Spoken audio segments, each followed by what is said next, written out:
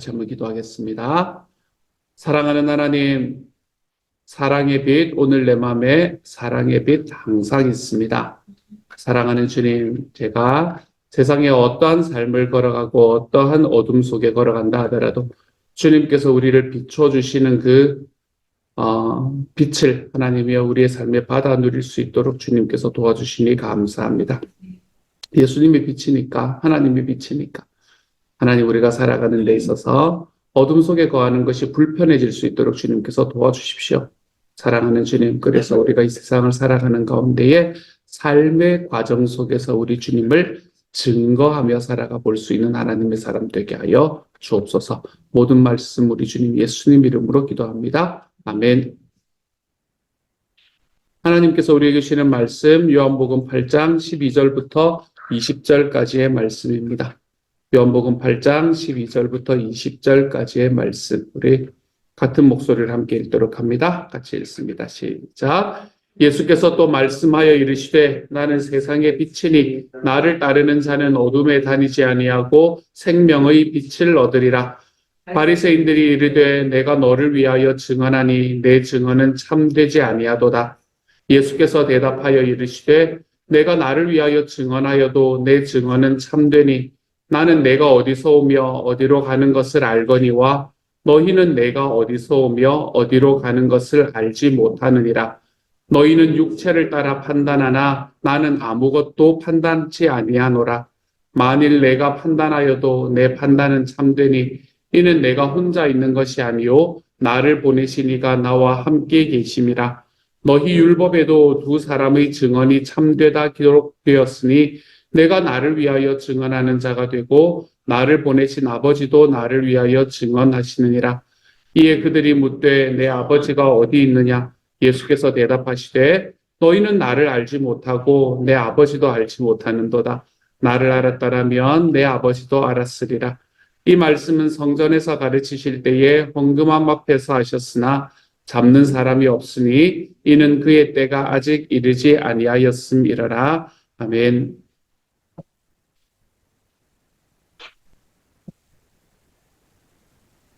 한국은 오늘 설을 맞이하는 것 같습니다. 오늘 한국에 연락하실 분들이 있는 분들은 복된 분들입니다.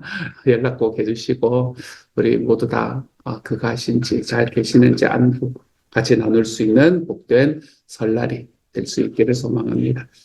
오늘 본문의 12절은 너무나 유명한 말씀입니다. 오늘 본문의 12절은 이렇게 시작됩니다. 예수께서 또 말씀하여 이르시되 나는 세상의 빛이니 라고 시작이 됩니다. 요한복음 7장의 말씀은 7장부터 시작해서 8장까지 계속해서 이어지고 있는데요. 이 요한복음 7장의 말씀부터 시작해서는 이스라엘의 3대 명절 중에 하나였던 초막절에 일어났던 일에 대해서 우리에게 이야기해 주고 있습니다.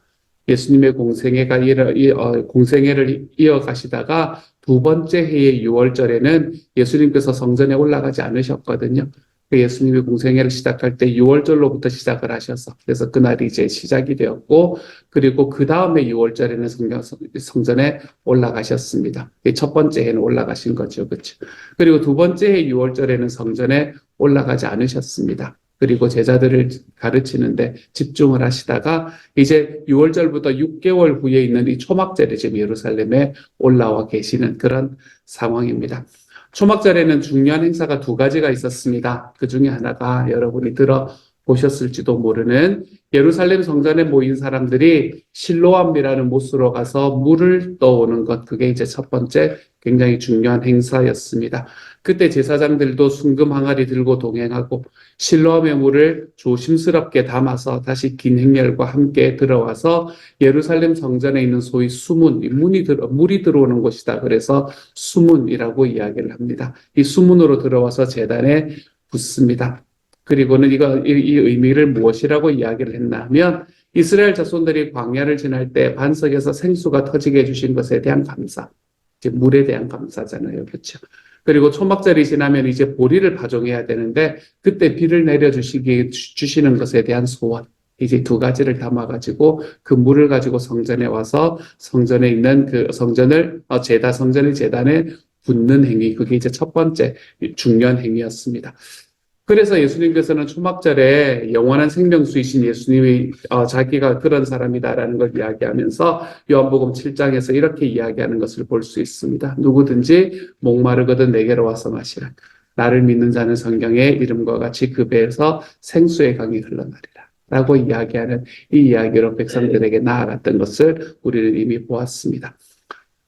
초막절에 행한 또 하나의 행사가 있었습니다. 그게 바로 등놀이였습니다. 등놀이, 우리나라의 연등 행사 같은 거하고 그 큰 차이가 없다 이렇게 생각을 하시면 되는데요. 초막절이 끝나갈 무렵에 예루살렘 성전에 있는 여인의 뜰이라는 곳에서 4개의 금 촛대가 높이 세워졌습니다. 그리고 거기에 불을 밝힙니다. 이렇게 불을 켜면 그때 당시에는 전기가 없었을 거 아니에요. 그렇죠? 밤에는 켰을 건데 그 전기가 없던 그 주변이 굉장히 환해져서 그 불빛 아래서 여인들은 바느질까지 할 수 있을 정도였다라고 기록합니다. 그러니까 굉장히 밝은 이제 그런 빛을 4개의 촛대에 켜는 그런 의미입니다. 그런 행사입니다. 이 켜지는 불의 의미는 하나님께서 처음에 세상을 창조하실 때 빛을 먼저 창조하셨다. 그 하나님을 찬양하고 출애굽한 이스라엘 백성들이 광야를 지날 때에 낮에는 구름 기둥으로 밤에는 불 기둥으로 그래서 불기둥을 상징을 하는 것. 그래서 세상을 창조하신 하나님과 백성들을 인도하신 하나님을 찬양하는 그런 행사가 바로 이 불을 밝히는 행사였습니다. 그리고 그들의 삶의 빛이 되시는 율법을 주신 하나님을 찬양하기도 한다라고 이야기를 했던 그런 이야기였습니다. 그래서 예수님께서는 물을 기를 때에 오셔가지고 뭐라고 이야기하셨냐면 나는 생명의 물이다. 이렇게 이야기를 하셨고 예수님이 참 그때 당시에 상황에 잘 맞추어서 말씀을 전하신 것 같아요. 그렇죠? 그리고 오늘의 말씀에서 예수님이 세상의 빛이다. 라고 이야기를 하신 이 이야기는 아마도 이 등을 밝히는 행사, 그 행사 앞에서 예수님께서 이야기하지 않으셨을까라고 생각을 해봅니다. 하나님께서 이스라엘 백성들을 출애굽시키기 위해서 미디안 광야에서 40년간 장인의 양을 치던 모세를 불렀습니다. 모세는 하나님께서 자기가 부르시는 그것을 도저히 이성적으로는 받아들일 수가 없어서 하나님께 뭐라고 이야기하나 하면 제가 이스라엘 자손에게 가서 너희 조상의 하나님께서 나를 너에게 보내셨다라고 이야기하면 그들이 그러면 그분의 이름이 무엇이냐라고 물을 건데 제가 그들에게 무엇이라고 대답을 해야 됩니까? 라고 질문을 합니다. 그때 하나님께서는 자신을 표현하시기를 뭐라고 이야기하시냐면 나는 스스로 있는 자다 라고 이야기합니다. 이 이야기나 오늘 말씀이 이야기하는 나는 세상의 빛이다 라는 말이나 그렇게 다르지가 않습니다. 예수님의 말씀을 다시 표현하면 나는 세상의 빛으로 존재하느니다 라고 이야기를 하고 있는 것이지요. 예수님께서 나는 세상의 빛이다 라고 이야기하는 것은 그 행사에 딱 맞는 말씀이었을 뿐만이 아니라 이 말씀은 또한 요한복음 9장에 나오는 예수님의 표적과 또 잘 연결이 되는 말씀이기도 합니다. 요한복음 9장을 우리가 이제 8장도 깁니다. 8장의 말씀을 쭉 끝나고 난 다음에 이제 9장으로 넘어가게 되면 우리는 무엇을 만나게 될 건가 하면 시각장애인의 눈을 뜨게 하시는 예수님을 만나게 될 겁니다. 세상을 보지 못하고 세상에 날 때부터 시각장애인이었더니 세상에서 하나의 빛도 그동안에 보지 못했던 사람이 이제 세상의 빛을 볼 수 있게 만들어주시는 그 표적이 이제 9장에서 나타나거든요. 그 표적과 예수님께서 지금 이야기하시는 에고에이, 예수님의 나는 누구다 라고 표현하시는 이 나는 세상의 빛이다 라는 이야기는 또 두 개가 잘 연결이 되는 그런 말씀이라고 이야기할 수 있겠습니다. 이처럼 나는 세상의 빛으로 존재한다 라고 이야기하셨던 예수님께서는 12절에서부터 계속해서 이 빛에 대한 이야기를 좀 하고 계십니다. 12절은 이렇게 말합니다. 예수께서 또 말씀하여 이르시되 나는 세상의 빛이니 나를 따르는 자는 어둠에 다니지 아니하고 생명의 빛을 얻으리라 라고 이야기합니다. 예수님께서 세상의 빛이다 라고 이야기하는 것은 예수님 없는 세상은 어둠이다 라는 의미와 똑같은 이야기입니다. 그래서 예수님을 따르는 사람들만이 다시는 세상이 우리에게 보여주는 그 어두움에 다니지 않는다라고 말씀하고 계시는 겁니다. 나를 따르는 자는. 여기서 따르다라는 말은 뭐를 의미하는 건가 하면 같은 길에 선다라는 것을 의미합니다. 그때 당시에 이 같은 길에 선다, 따르다라는 것은 주로 3가지의 경우에 사용이 되고는 했다고 합니다. 먼저 군인이 자기의 지휘관을 따르는 경우, 두 번째로는 노예가 주인의 뒤를 따르는 경우, 그리고 세 번째로 제자가 스승의 뒤를 따르는 경우. 이제 세 가지를 이야기할 때 같은 길에 선다라는 이 따르다라는 말을 사용을 했다고 합니다. 만군의 주님이신 예수님께서는 우리의 영원한 지휘관이시고, 그래서 우리는 그분을 병사처럼 따라가는 이이고, 죄의 노예였던 우리를 영원히 해방시켜 주신 구원의 주님이십니다. 그래서 우리는 주인을 따라가는 노예처럼 우리는 예수님을 따르게 되는 거고, 또한 어떤 스승과도 비길 수 없는 영원한 생명의 스승이 되십니다. 그래서 스승을 따라가는 제자처럼 우리는 그분과 같은 길에 서는 자리에 서게 되는 겁니다. 그래서 세상의 빛이신 예수 그리스도와 같은 길을 걷지 않으면 우리는 세상의 어둠에서 벗어날 길이 없습니다. 아무리 열심히 노력해도 우리의 힘으로는 벗어날 수가 없습니다. 빛이신 그리스도가 없는 사람이 보기에는 세상의 길이 바른 길처럼 보입니다. 하지만 하나님께서 하나님 앞에서 바라보기에는 그것이 결국에는 어둠의 진창일 수밖에 없는 거지요. 아담과 하와를 바라보면 아담과 하와는 하나님께서 금하신 선악을 알게 하는 나무의 열매를 따서 먹었습니다. 그 열매가 그들의 눈에는 얼마나 보암직하고 얼마나 먹음직하게 보였는지 그 열매만 먹기만 하면 그 누구보다도 지혜롭게 될 것 같았다라고 성경은 이야기를 합니다. 또한 하나님과도 견줄 수 있을 것만 같았다라고 이야기를 하죠. 그 하나님과 견줄 수 있을 만한 그것, 너무나 먹음직스럽고 너무나 보암직한 그 열매를 따먹은 결과는 무엇이었습니까? 그것을 따먹은 결과는 죽음이었습니다. 사람들의 눈에 아무리 좋아 보인다고 하더라도 그것은 우리들의 삶에 결국 예수님이 없는 것이라면 어둠에 거하는 것일 뿐이다. 라는 것을 우리는 또한 거기에서 바라볼 수 있게 되는 거죠. 이스라엘의 초대 왕이었던 사울은 어떻습니까? 사울은 어떤 사람보다도 각광을 받고 살아가는 사람이었습니다. 누구보다도 키가 컸던 사람이었고, 누구보다도 잘생기고, 그리고 이 기골이 장대했던 사람이었습니다. 하지만 그 사람이 빛을 쫓아가지 않았을 때, 그는 칠흑같이 어두운 밤에 신접한 여인을 찾아갈 수밖에 없었습니다. 그리고 그 결과가 무엇이었습니까? 그 결과는 자기의 죽음, 자기의 아들들의 죽음, 이스라엘의 패배였습니다. 가룟 유다는 어떻습니까? 가룟 유다는 인류 역사에서 단 12명밖에 없었던 예수님의 제자입니다.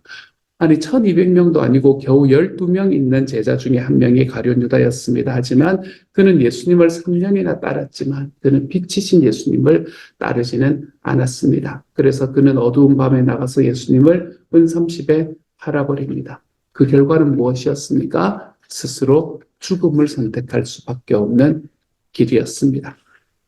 오직 빛이신 주님을 따를 때만 우리는 어두움이 되지 못하는 걸 경험하게 될 겁니다.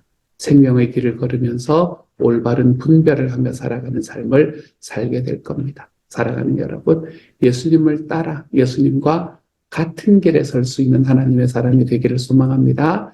예수님과 같은 길에 서며 그분을 따라갈 때 우리는 어떻게 따라가면 되나 하면 병사처럼, 노예처럼, 제자처럼 우리가 그렇게 예수님을 쫓아가서 세상의 그 어떤 어둠도 우리들의 삶에 빛이신 주님을 따라가는 우리의 삶에 영향을 미치지 못할 수 있는 하나님의 사람으로 자라나가시기를 우리 주님의 이름으로 축복합니다. 13절의 말씀은 우리에게 이렇게 이야기합니다. 이것은 나는 세상의 빛이다 라고 예수님이 선언하신 이 말씀에 대한 바리새인의 반응입니다. 13절은 이렇게 말합니다. 바리새인들이 이르되 네가 너를 위하여 증언하니 내 증언은 참되지 아니하도다 라고 이야기합니다. 바리새인들은 예수님의 자기 선언이었던 나는 세상의 빛이다 라는 이 말씀을 받아들일 수가 없었습니다. 즉 나를 따르는 사람은 어둠에 다니지 않고 생명의 빛을 얻을 것이다 라는 이 이야기는 말이 되지 않는 거다. 이 의미를 표현하고 있습니다. 갈릴리, 그것도 나사렛 출신의 배운 것도 없고 가진 것도 없는 이 목표를 무슨 근거로 이런 허무맹랑한 이야기를 하고 있냐. 지금 이걸 말하고 있는 거죠. 이 바리새인의 반응에 예수님께서는 이렇게 답변하십니다. 14절부터 16절입니다. 예수께서 대답하여 이르시되 내가 나를 위하여 증언하여도 내 증언이 참되니 나는 내가 어디서 오며 어디로 가는 것을 알거니와 너희는 내가 어디서 오며 어디로 가는 것을 알지 못하느니라. 너희는 육체를 따라 판단하나 나는 아무도 판단하지 아니하노라. 만일 내가 판단하여도 내 판단이 참되니 이는 내가 혼자 있는 것이 아니요 나를 보내신 이가 나와 함께 계심이라. 바리새인과 서기관들을 비롯한 이스라엘 백성들은 지금 누구를 열심히 기다리고 있나 하면 메시아를 간절하게 기다리고 있는 상황이었습니다. 그런데 자기들의 생각에는 이 자기들이 그렇게 기다리는 메시아가 갈릴리 나사렛의 천한 목수의 아들이자 목수로 오시리라고는 꿈에도 생각하지를 않았습니다. 그래서 예수님을 그리스도로 받아들일 수가 없었습니다. 내가 오리라고 생각했던 모습과 다른 모습으로 오셨습니다. 그분은 메시아가 될 수가 없는 겁니다. 그래서 바리새인을 비롯한 유대인들은 예수님을 못 믿는 게 아니었습니다. 몰랐기 때문에 못 믿는 게 아니라 안 믿기로 작정하고 있는 겁니다. 이런 사람이 메시아가 될 수가 없다. 최소한 우리 생각에는. 이렇게 이야기를 하고 있는 거죠. 그들의 마음에서는 이미 나사렛에서 태어난 예수는 결코 그리스도인 리가 없다라고 딱 규정을 해놓고 지금 예수님을 바라보고 있기 때문에 그렇습니다. 하지만 세상을 비치신 예수님께서는 나는 내가 어디서 와서 어디로 가는지 알지만 너희는 그것을 알지 못한다라고 이야기합니다. 또한 예수님을 판단할 수 없는 사람들은 자신들의 오감을 따라서 예수님을 판단합니다. 자신들의 느낌을 따라서 판단을 합니다. 그리고 모든 사람을 다 판단하고 계시는 예수님께서는 사람을 판단하지 않는다라고 이야기합니다. 왜 판단하지 않는가 하면 이미 모든 걸 알고 계시니까. 알고 있는 사람들은 판단하지 않거든요. 이게 맞냐, 틀리냐라는 걸 판단하지 않습니다. 왜냐하면 이미 알고 있으니까. 그래서 예수님께서는 판단하실 필요가 없는 분이 되어갑니다. 저도 이제 50대 중반으로 이제 접어 들어가는 것 같습니다. 올해 53살이 될 겁니다. 아직 아닙니다. 아직 아니기 때문에 열심히 하려고 이야기를 하는데, 제가 나이가 들어가면서 점점 확인하게 되는 것이 있습니다. 그건 뭔가 하면, 내가 분명히 제대로 기억하고 생각하고 있는 것이, 기억하고 있다고 생각하고 있는 것이 제대로 된 기억이 맞나 아닌가라는 것을 늘 확인을 하면서 살아가는 중에 있습니다. 또 제 삶에서 분명히 보고 들었다라고 확신하고 있는 것 중에 보고 들은 게 아니라 내가 보고 들었다고 생각하고 있는 것들도 참 많더라고요. 그래서 제 옆에 제 아내가 있는 게 참 좋습니다. 찔러주거든요. 그때는 그게 아니고 이러면서 이야기를 해주거든요. 그런 것들을 계속해서 확인을 하게 되는 것 같습니다. 그래서 요즘에는 나이가 들면서 점점 이것은 틀림없는 사실이다라고 말하는 게 점점 더 주저되기 시작합니다. 내가 이걸 이렇게 했지 그때 이야기하는 것도 주저되기 시작합니다. 아닐 것 같다는 생각이 제 마음에 들 때가 있기 때문에 그렇습니다. 그런데 이런 현상들은 사람이 나이가 들어가는 들었기 때문만이 아니라 사람이 원래 불완전한 존재이기 때문에 그렇습니다. 우리가 우리의 생각과 우리의 기억을 다 믿을 수도 없고 믿었어도 안 됩니다. 그래서 자기가 틀릴 수도 있고 온전하지 않을 수도 있다라는 것을 인정하는 것. 이것은 인생을 사는 하나의 지혜입니다. 예수님을 바라보면서 바리새인들이 네가 틀렸다라고 이야기하는 이야기를 바라보면서 제 마음에 이런 생각이 참 많이 들었었습니다. 온전하지 않으니까. 내 기억이, 내 생각이 맞지 않을 수 있으니까. 내가 누군가를 인정하는 내가 온전하지 않은 존재라는 것. 내 자신이 틀릴 수 있다는 것을 인정하는 삶을 사는 게 우리 주변에 있는 사람들과 함께 살아가는 데 굉장히 중요하겠다라는 생각을 다시 한번 해보게 되는 시간이었네요. 어쨌든 바리새인들이 지금 예수님을 향해서 네가 틀렸다라고 정확하게 이야기하고 있는 삶을 선택하고 있는 걸 봅니다. 그래서 그들의 이야기를 들었던 예수님의 말씀은 17절부터 이렇게 이어집니다. 너희 율법에도 두 사람의 증언이 참되다 기록되었으니 내가 나를 위하여 증언하는 자가 되고 나를 보내신 아버지도 나를 위하여 증언하시느니라. 예수님의 주변에는 사람들이 구름처럼 따라다녔습니다. 그 구름처럼 따르는 사람들 중에서는 예수님의 제자들도 있었고 예수님을 따르는 사람들도 있었지만 예수님을 대적하고 비난하고 비판하는 사람들도 적지 않았습니다. 그럼에도 불구하고 자기의 요즘 말로 이야기하면 악플이 막 달리는 거잖아요. 뭔가를 했는데 좋다라는 선플이 달리다가 그 중에서는 악플도 막 함께 달리는 이제 그런 상황이었던 거거든요. 그런 상황 속에서도 예수님께서 그리스도의 길을 묵묵히 그리고 올바르게 걸어가실 수 있었던 이유는 하나님께서 예수님과 함께 계셨기 때문이다라고 말씀은 이야기를 합니다. 그래서 하나님께서 예수님께 친히 자기가 예수님이 걸어가는 길의 증인이 되어주셨기 때문이었습니다. 하나님께서 우리의 증인이 되어주신다면 세상에 두려울 게 뭐가 있겠습니까, 여러분? 내가 살아가는 삶의 모든 것, 내가 살아가는 삶의 과정들을 하나님께서 도장 찍어주신다면 우리가 꺼릴 것이 무엇이 있겠습니까? 하나님께서 우리를 향해서 네가 옳다라고 인정을 해주시는 것이라면 우리는 무엇이 두려울 수 있겠습니까? 예수님을 인정해 주시는 분이 하나님, 예수님은 그걸 알고 있었습니다. 그렇기 때문에 그분은 세상에서 살아가는 삶 속에 자기에게 다가오는 어떤 악플 속에서도 그는 두려워하지 않을 수 있는 사람이 되어 갔던 거죠. 예수님의 이런 답변 이후에 사람들의 질문, 이어지는 질문, 그리고 그에 대한 예수님의 답변을 19절에 우리에게 이야기를 해주고 있습니다. 이에 그들이 묻되 내 아버지가 어디 있느냐? 예수께서 대답하시되 너희는 나를 알지 못하고 내 아버지도 알지 못하는도다. 나를 알았더라면 내 아버지도 알았으리라. 예수님의 말씀을 들었던 바리새인과 그 주변에 있던 예수님을 대적하고 있던 사람들은 비아냥대면서 예수님에게 질문합니다. 아니, 당신의 아버지가 당신을 인정해 준다라고 이야기했다면 당신의 아버지가 도대체 어디에 계신다는 이야기입니까? 라고 비아냥거리면서 질문합니다.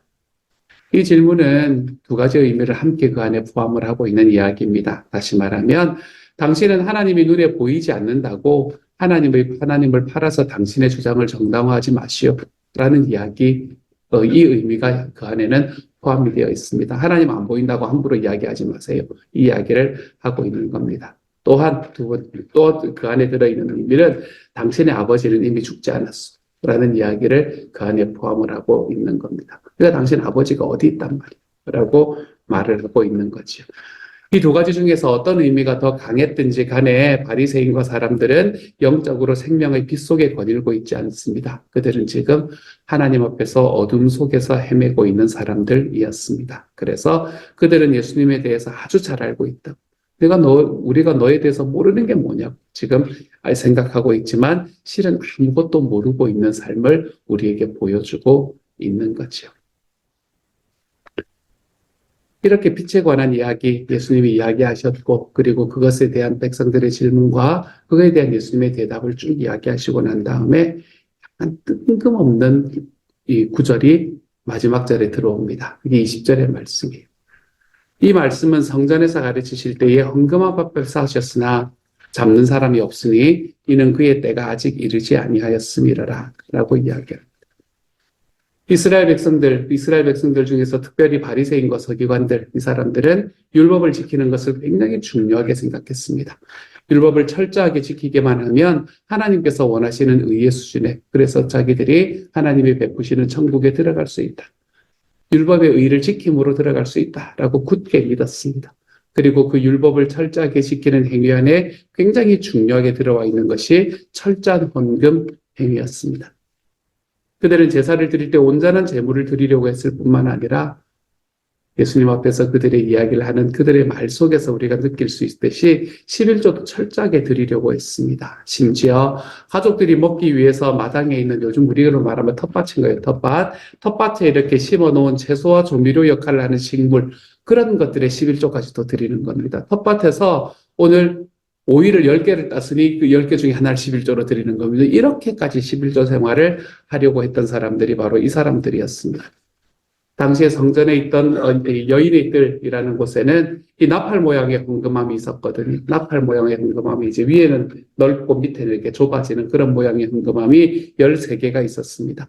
바리새인과 서기관들은 거기에 헌금을 넣을 때에 헌금이 들어가는 소리가 자기의 의를 더욱더 굳게 세워준다고 믿었습니다. 예수님께서는 바로 그 헌금함 앞에서 지금 이야기를 하고 있는 겁니다. 천지 만물을 창조하신 하나님, 이분이 피조물인 인간이 바치는 헌금을 받으시는 이유가 뭡니까? 하나님이 재물이 필요하시기 때문이 아니지 않습니까? 그렇죠? 사람이 하나님의 헌금을 하는 근본적인 이유는 자신이 가지고 있는 것과 자신이 벌어들인 모든 것이 하나님께로 주어졌습니다 라는 것을 고백하는 행위입니다. 이것은 내 것이 아닙니다 라는 것을 고백하는 행위입니다. 그래서 하나님께 드리는 헌금 자체보다 더 중요한 것은 그것을 드리는 사람입니다. 헌금의 종류와 헌금의 액수보다 더 중요한 것은 그것을 드리는 사람의 삶입니다. 헌금은 이것이 더 중요합니다. 바리새인과 서기관들은 진리와 생명에는 동떨어진 삶을 살았습니다. 그렇게 살아가면서 단순히 이 헌금을 드리는 것만으로 스스로 의인이다라고 자기 자신을 지금 과대포장하고 있는 거죠. 그래서 예수님께서는 그들을 향해서 화 있을진저라고 말씀하시며 단식하고는 하셨습니다. 헌금에 대해서 우리가 정말 잘 표현해주고 있는 본문 중에 하나가 구약의 미가서의 말씀입니다. 미가서 6장 6절부터 8절입니다. 내가 무엇을 가지고 여호와 앞에 나아가며 높으신 하나님께 경배할까? 내가 번제물로 1년 된 송아지를 가지고 그 앞에 나아갈까? 주님께서 천천의 순양이나 만만의 강물 같은 기름을 기뻐하실까?